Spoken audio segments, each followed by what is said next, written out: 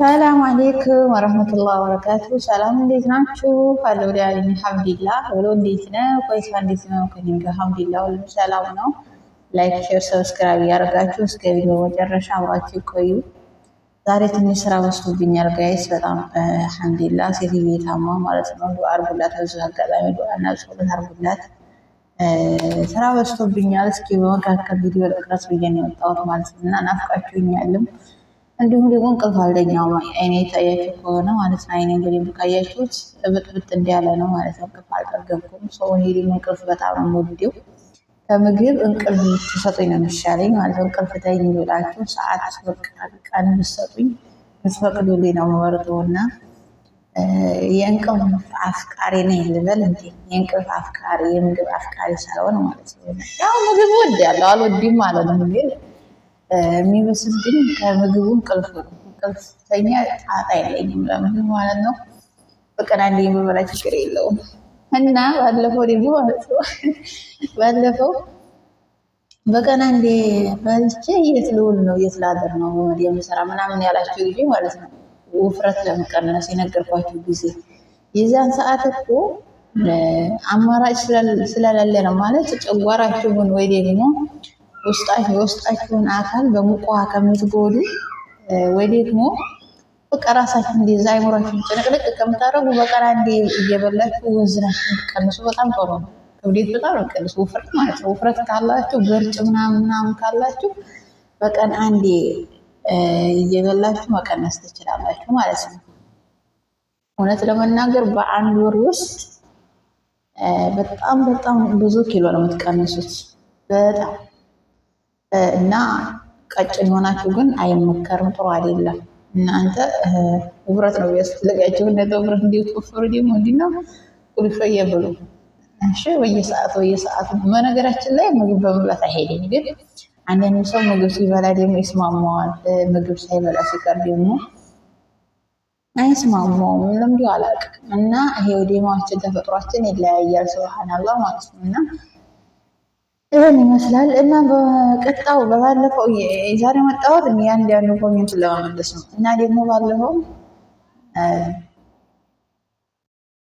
ቤት ባልኩበት ቪዲዮ ማለት ነው ቤት የራሳችሁን ቤት ሰርታችሁ ወይ ደግሞ ባዶ ቦታ ባላችሁበት ብዬ በሰራሁት ቪዲዮ ብዙ ልጆች ማለት ነው በውስጥ የመጣችሁ እኔ ይሄን ያክላለኝ ምን ያደርግልኛል እንዴ? በቃ ጓደኞች እኮ እንዲህ ናቸው፣ እንዲሰርተው እንዲያስጨርሰው ምን አገባኝ? ስለ ጓደኞች እኔ ምን አገባኝ? ሀቢብቲ ስለ ጓደኞችሽ ምን አገባሽ? እንደ ቤትሽ ኑሪ፣ እንደ ራስሽ፣ እንደ አቅምሽ። እንዴ እሷ +4 +5 ሰራችና እኔ ለመንጨት የተሰራለው ከሆነ ጥሩ አይደለም። ከሰው ጋር ሳይሆን መወዳደር ያለባችሁ ከራሳችሁ ጋር ነው። ከራሳችሁ ህይወት ጋር መወዳደር ነው ያለባችሁ። ምክንያቱም ለውጥ የሚመጣው ከሰው ጋር በመወዳደር ሳይሆን ከራስ ጋር በመወዳደር ነው ለውጥ የሚመጣው። አንደኛ፣ ሁለተኛ ባላችሁ ነገር አመስግኑ። አልሐምዱሊላህ ለሁሉ ያለ አልሐምዱሊላህ እያላችሁ ሙስሊሞች በተለይ አመስግኑ። መጥፎም ይሁን ምን አሉ መሰላችሁ ነብያችን ሰለላሁ ዐለይሂ ወሰለም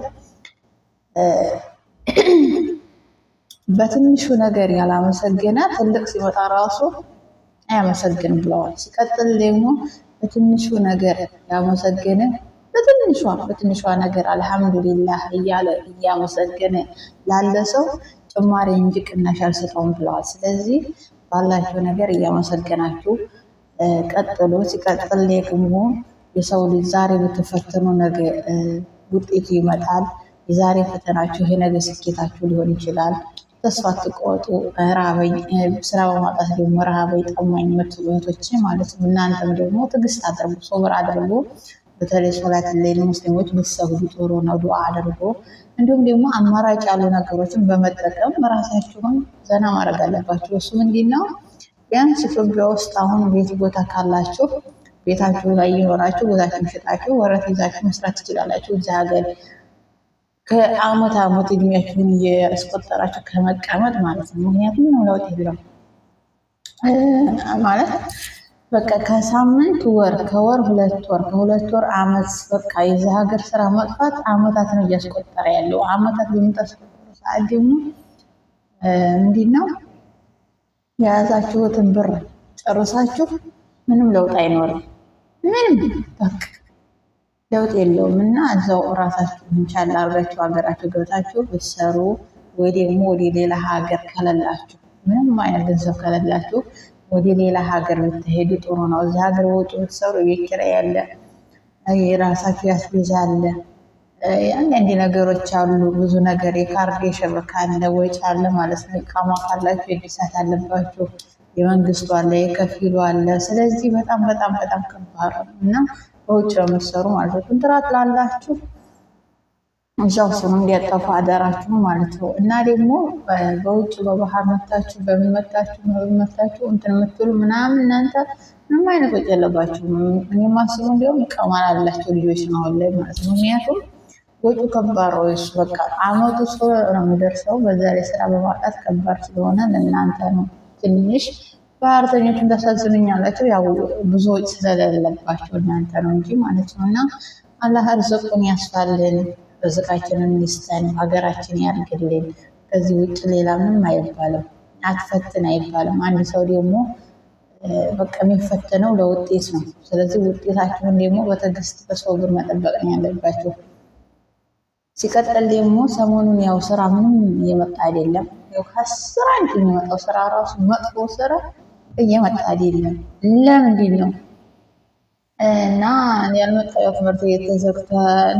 ትምህርት ስለተዘጋ ለዛ ነው እና ይመጣል። ኢንሻአላህ ይመጣል። አሁን ከአንድ ሳምንት በኋላ ትምህርት ቤት ይከፈታል ተብሏል። ከአንድ ሳምንት ሳይሆን 2 ሳምንት፣ ከ2 ሳምንት በኋላ ትምህርት ቤት ይከፈታል። ሰው የተሳፈረው ሰው ይመጣል። የዛን ሰዓት ስራ ይኖራል። የዛን ሰዓት ስራ ሲመጣ 800 ሪያል ለምን አይሆንም? ለብስ በይ ጥርግ በይ እዛው ማለት ነው። እዛው ይሻልሻል ካላችኋል። ወንዶቹ ከተማ ተቀምጣችሁ ስራ አጣን የምትሉ ወንዶች እናንተ ጥጋብ ነው። እናንተ ገጠር ሄዳችሁ ስራ መስራት ስላቃታችሁ ስለማትፈልጉ ነው እንጂ ገጠር ስራ አለ። ሂዱና በጋችሁን ጠብቁ፣ ፍየላችሁን ጠብቁ፣ ቂጣችሁ እየበላችሁ እና ደግሞ ወይ ደግሞ መዝራዓ ስሩ ወይ ግመል ጠብቁ። ምን ችግር አለው? ስራ ነው። ስለዚህ 1000 ምናምን ነው ደግሞ ማሻአላ ከኛ እኩል ነው። 1500 1400 የምትሰሩት ምግብ እንዲሆን እናንተም በራሳችሁ ነው፣ እኛም በራሳችን ነው። ለውጥ የለውም። ስለዚህ የሰው ነው፣ የሰው ቤት የሰው ነው፣ እኩል ነው። እኛ ሴቶቹ ጋር እኩል እየሰራችሁ ነው። ስለዚህ አልሐምዱሊላህ ወሽኩር እያላችሁ ገጠራችሁ ላፍ ብላችሁ ሂዳችሁ ስሩ። ከከተማ ውጡና ከተማ ተቀምጣችሁ ግን ማለት ነው ስራ የለም ስራ ፈልጉ አትበሉ። አሁን ደግሞ ህጋዊ የወጣችሁ ወንዶች ደግሞ እናንተ ግን ምን አስባችሁ ነው? ግን ሴትም ወንድም ማለት ነው። አሁን ላይ ደግሞ ሰሞኑን በቃ በየባህሩ በየምኑ ነው በተለይ ጅዲያም መስጊድ አካባቢ ያለው ሀዲቃማ ያ ረቢ ሱብሃንአላህ ምን ጉር ነው? ግን ኢትዮጵያ ነው ያላችሁ፣ ኢትዮጵያ ነው ያላችሁ መሰላችሁ ሀቢብቲ። እሺ እዛ ሀገር ህግ አይመርም። ጠንቀቅ ብላችሁ ብትሰሩ የሚሻላችሁ። እኛ ችጋራችንን ልናስለቅቅ ላይ ወጣ ነው። ስለዚህ ችጋራችንን አስለቅቁ እናንተ ችጋራሞች። አለቅጣላ በዛቸው ከዛ ጦል የመንደር ውሻ ይመስል አንዲቱ ደግሞ እንዲህ አትበሉ ሴቶች። በስነ ለብሳችሁ ህጉን ክርስቲያኑን ብትሆኑ ማለት ነው ግዴታ ስለሆነ ህጉን አክብራችሁ ኖሩ። አበያ አልለብስም፣ አበያ ለምንድን ነው የምለብሰው ምናምን አትበይ። ርዝቅ ፈልገሽ አበያ መልበስ ጠልተሽ። ስለዚህ ህጉን አክብራችሁ ኑሩ። ሁላችንም ህጉን አክብረን ነው የምንኖረው። ሀገራችን እንኳን ችግር የለውም። ሀገራችን ያው ኑሮ ይታወቅ ስለሆነ ማለት ነው። እና ይበቃችኋል። እንዲህን ያክል እናንተ ሊሆን ላይክ አታርጉ፣ ሼር አታርጉ ቪዲዮውን። እኔ ለእናንተ መመከር ይያናይ ሰው እንዴት 3000 እንኳን ሰብስክራይብ ያስገባው? ችጋራ ሙት ናቸው። እሺ ዛሬ ሳደባለሁ እንዴ? ሳልሳደብም አልመጣም እንዴ? ምንድነው ሰብስክራይብ ማታረጉት? አይታችሁ ቪዲዮውን አይታችሁ እስከ መጨረሻው ታውታላችሁ። ደግሞ እስከ መጨረሻው ቪዲዮውን አይታችሁ ሰብስክራይብ አታረጉም። ችጋራሞች ለምን ማታረጉት? አያደረጋችሁ እንዲያስታውኝ እሺ እንዲታውኝ አልፈቅድላችሁም። በቃ አልፈቅድላችሁም። ቻው ጥፉ ከፊቴ። ላይክ አርጉ፣ ሼር አርጉ፣ ሰብስክራይብ አርጉ እሺ። እና ኢንሻአላህ በቀጣይ በሌላ ቪዲዮ እንገናኛለን። እወዳችኋለሁ። ምክሬን ስሙ፣ ይጠቅማችኋል። አትናቁት፣ አትናቁት። እያንዳንዱ በሰራሁት ቪዲዮ የምር ይጠቅማችኋል ብትማሩበት ማለት ነው ብትሰሙት። እና ይሄን ይመስላል። በቀጣይ በሌላ ቪዲዮ እንገናኛለን። እወዳችኋለሁ። ባይ ባይ። እንደተለመደው ይሄ እስካሁን ስሳደብ ምናምን የቆየሁት ቀልዴ ነው። እሺ ጋይስ